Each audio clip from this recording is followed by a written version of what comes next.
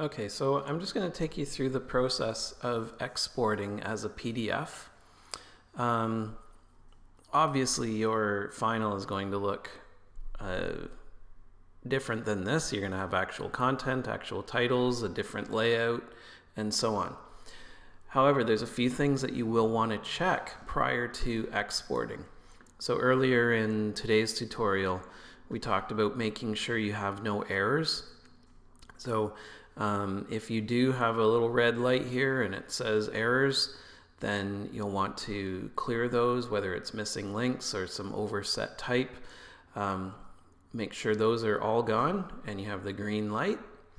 And then once that's done, just check your bleed. So again, anything that you want having in the final to be to the page edge, you want to extend that to your bleed guide. Now again, we're doing sort of a hybrid here. We're learning bleed, which is a print. It's an aspect of setting your layout for print. However, best practice is always to work with bleed. So even though we're doing a digital document in the end here, we're going to be exporting it out as a PDF, and that's going to have the what's called the crop marks and the document bleed settings applied. So it is a bit of a hybrid in that regard, but we still want to do it. So one thing to look for on yours is if your image, for example, or a image or an image or a color block is maybe like this. So I'm just putting mine so that it's at the page edge for a moment. So let's say you have it like that. You have it to the page edge because you want it to show at the page edge. And then you also have your bleed guide set. So remember, your bleed is to be 0.125. If you don't have your bleed guide there, it's not too late. You can go up to layout. And actually, in this case, we're going to go to document setup in file. We'll go document setup, and then you can set your bleed here. So you're setting it to 0.125. So that's if you don't have your bleed guide already. So 0.125 is 1/8 of an inch. So you set that up, and then in part of your checking before you export, and if you see that you have an item going to that page edge, but not extending to the bleed guide, you'll want to make sure it does. So in this case, with my image, for example, I just need to extend the frame there. And I already know I have enough image in there to fit. So you may find that if you have to go through this process, you didn't account for bleed, you may have to adjust the positioning or size of the image inside that frame. And I'll do the same with my color blocks here. I'll just extend them to the bleed. This one was already done. This image is already off on the bleed. That's good. So these things, all these things that extend to the bleed would get, in a print production process, they would get cut off. So when we press W for our presentation mode, we actually see how it would look, and we can see what gets cut off. Okay, so we have no errors.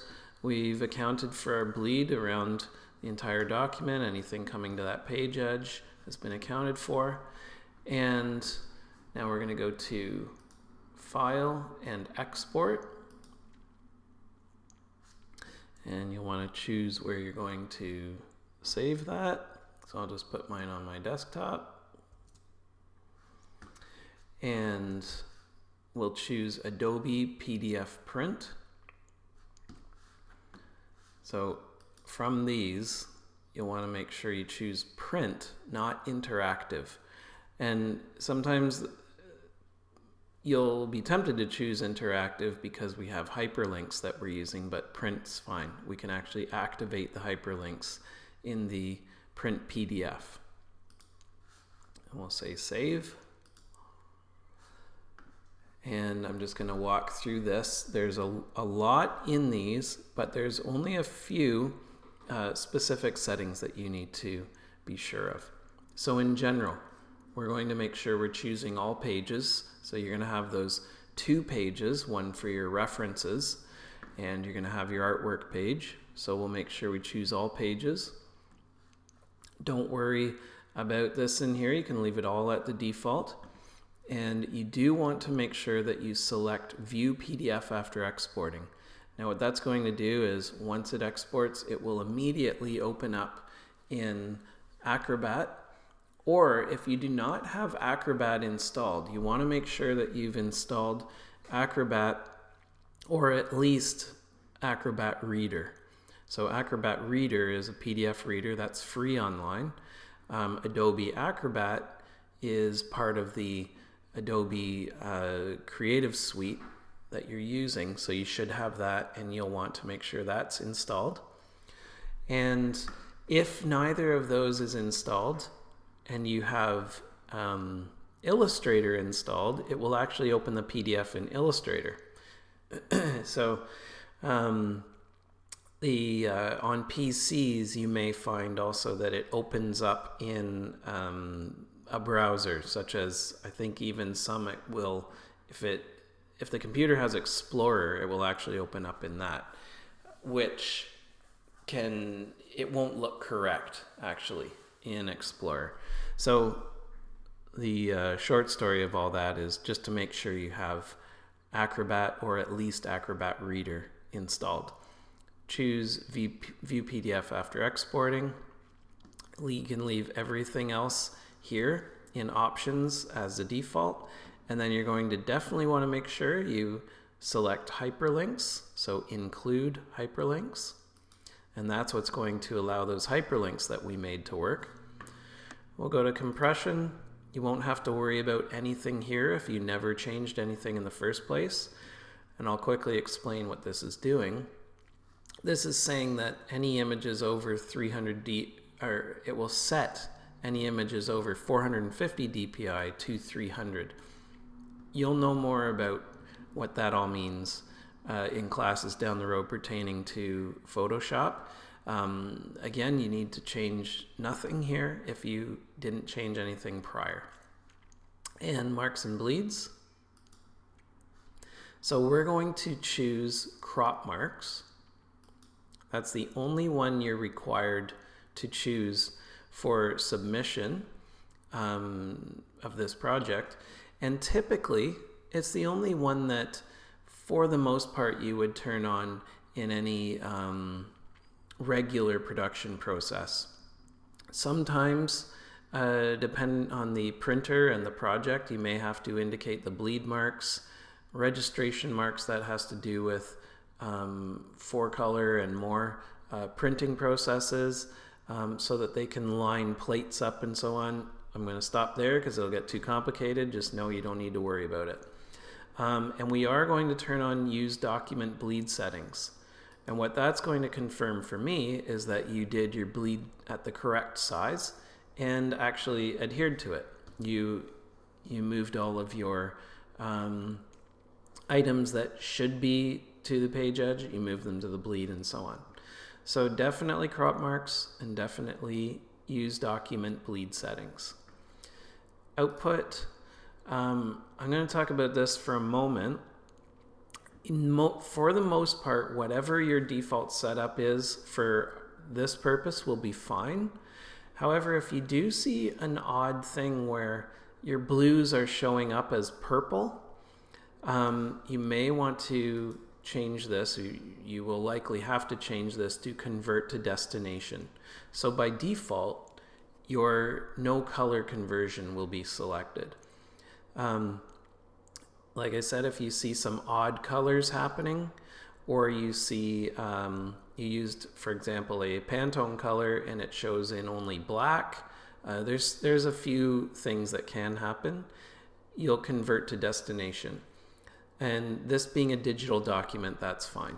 So by default, just leave it where it's at. Check it out when it opens after you export. And then if you do believe there's some color anomalies, choose Convert to Destination, the middle one here.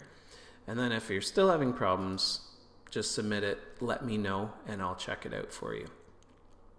And then advanced, security, and summary, you don't need to worry about anything in those. Okay, so it was just general, making sure you turn on view PDF after saving, exporting. All pages are selected and your hyperlinks are on. And then marks and bleed, crop marks, and use document bleed settings. So when I export this, trusting I did everything correctly, it will open in Acrobat, and then I can test those hyperlinks as well.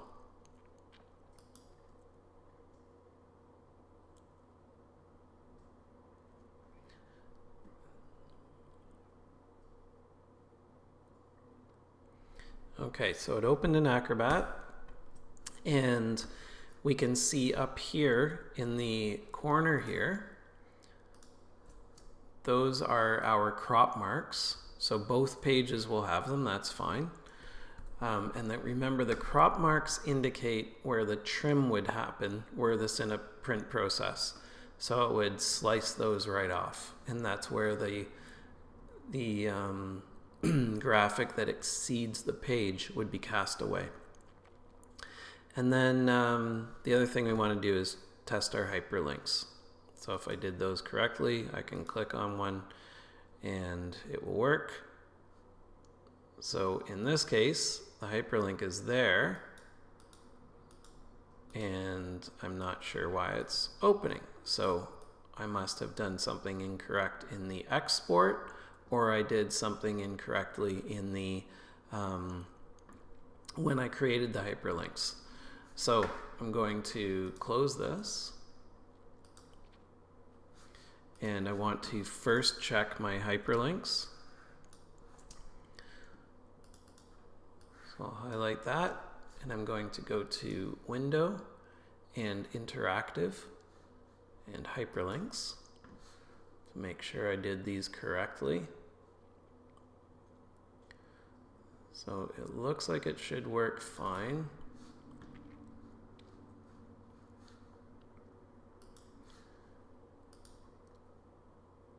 And I can go to it, so I can go to the destination to make sure it's an active link. Yep, everything's fine there. So I'm going to try and export it again.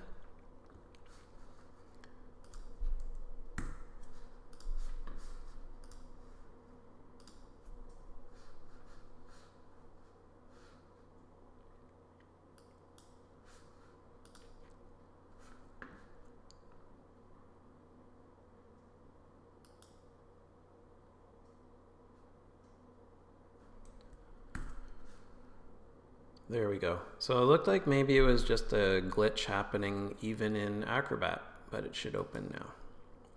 So I'll allow, and there I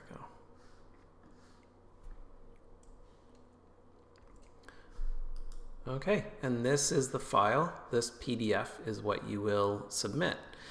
If I need to, if something's not working, or I'm just wondering how you did something InDesign wise, I may ask for your InDesign file.